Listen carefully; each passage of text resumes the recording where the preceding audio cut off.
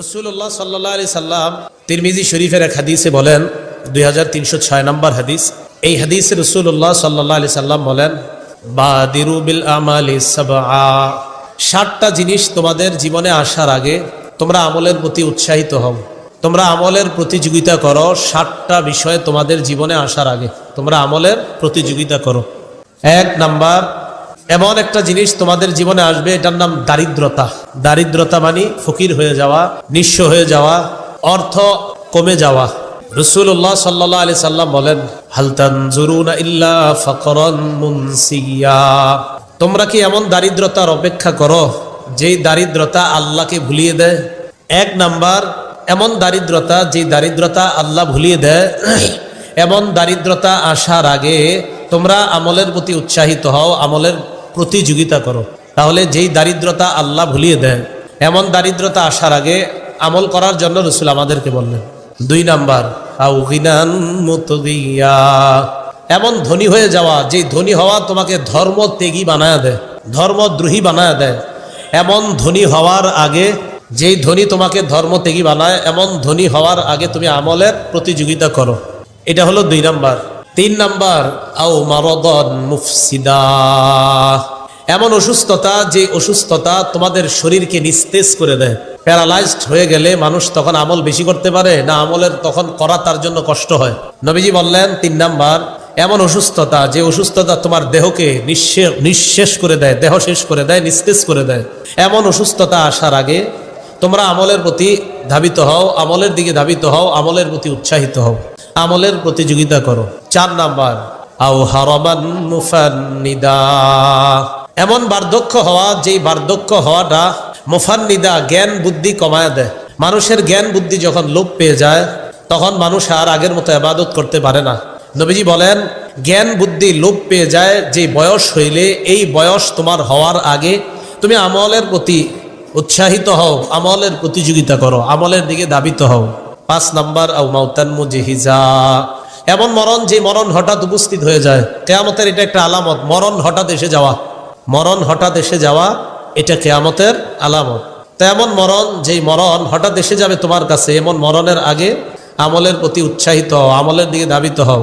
6 number, আও ইদ্দাজ্জাল ফাশাররু গায়বিন ইউনতাযারু, দাজ্জাল আসার আগে আমলের প্রতিযোগিতা করো। দাজ্জাল এমন একটা প্রাণী, অনুপস্থিত যারা আছে তাদের মাঝে সবচেয়ে নিকৃষ্ট, যাদের অপেক্ষা করছি আমরা।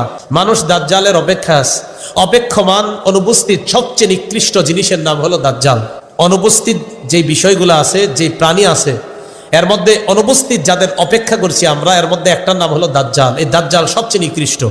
এই দাজ্জাল আসার আগে তোমরা আমলের প্রতিযোগিতা করো। 7 নাম্বার, আবিসসাআতা ফাসসাআতু আদহা ওয়া আমার, কিয়ামতের আগে তোমরা আমলের প্রতিযোগিতা করো। কিয়ামতটা হলো বিভীষিকাময়, অধিক ভয়ঙ্কর এবং অধিক তিতা, খুব কষ্টকর, অধিক ভয়ঙ্কর। তো নবীজি এইভাবে কিয়ামতের কথা যখন বলতেন, কাফেররা বলতো কিয়ামত কবে হবে? ক্বালা রাসূলুল্লাহ সাল্লাল্লাহু আলাইহি ওয়াসাল্লাম, বুইসতু আনা ওয়াসসাআতু কাহাতাইন, নবীজি বলেন, আমি এবং কিয়ামত এই আমার এই 2 আঙ্গুলের মতো এইভাবে আবির্ভূত হয়েছি, মানে আমার পরে কিয়ামতটা আর বেশি বাকি নাই, খুব স্বল্প সময় বাকি। এগুলা শুনে কাফেররা বলতো কিয়ামতটা কবে হবে? এগুলা শুনে কাফেররা বলতো কিয়ামত কবে হবে?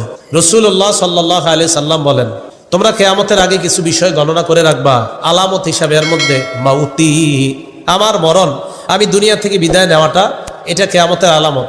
ওয়া ফাতহু বাইতুল মুকাদ্দাস, বাইতুল মুকাদ্দাস বিজয় হওয়া, এটা কিয়ামতের আলামত। এগুলা যখন ঘটবে তোমরা অপেক্ষা করবা যে কিয়ামতের আর বেশি দিন বাকি নাই। এগুলো শুনে কাফেররা বলতো, আপনি খালি কোন কিয়ামতের কথা। মুসলমানদেরকে বলতো, মুসলমান তোমরা বলো কিয়ামতের কথা। ইয়াসআলু আইয়ানা ইয়াউমুল কিয়ামাহ, প্রশ্ন করতো কিয়ামতটা কবে হবে। ওয়া ইয়াকুলুনা মাতা হাযাল ওয়াদু ইন কুনতুম সাদিকিন, তারা প্রশ্ন করতো, তোমরা যদি সত্যবাদী হও তাহলে তোমরা বলো কিয়ামত কবে হবে। তাদের এই প্রশ্নের প্রেক্ষিতে আল্লাহ সূরা জিলজাল নাজিল করলেন। আল্লাহ বলেন, ইদা জুলজিলাতিল আরদু জিলজালাহা, যখন প্রচন্ড কম্পনে জমিন প্রকম্পিত হবে, যখন প্রচন্ড কম্পনে জমিন প্রকম্পিত হবে, সেদিন দেখবা পুরা দুনিয়া ধ্বংস হয়ে যাবে, সেদিন কিয়ামত ঘটে যাবে, তখন তোমরা বুঝতে পারবা কিয়ামত আছে না নাই। তাহলে জমিন যেদিন কাঁপতে থাকবে প্রচণ্ড, মানে যেদিন কেয়ামত হবে, জমিনের নিচে উপরে যা আছে সব নিয়ে ধ্বংস হয়ে যাবে, সেদিন কেয়ামত ঘটেই যাবে। আল্লাহ এই প্রেক্ষিতে আয়াতটা নাজিল করলেন যে সেদিন দেখবা সব ঘটে গেছে আর তোমরা সব কেয়ামতের ময়দানে দাঁড়িয়ে যাবা।